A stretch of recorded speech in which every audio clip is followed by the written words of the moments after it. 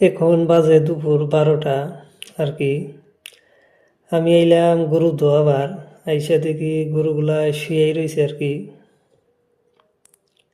অনেকেই হয়তো কমেন্ট করেন আর কি যে গাভী গরু পালন করা নাকি অনেক কষ্ট। আসলে ভাই, আপনি যে কোনো কাম করেন কষ্ট কিন্তু আছেই। কষ্ট ছাড়া আসলে কোনো কিছু হয় না।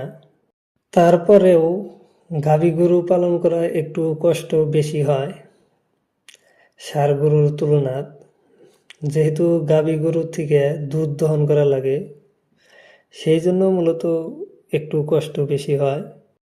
কথাই আছে না, যত্ন করলে রত্ন মেলে, ঠিক তো এরকমই। কষ্ট যেখানে বেশি সেখানে সুখও বেশি।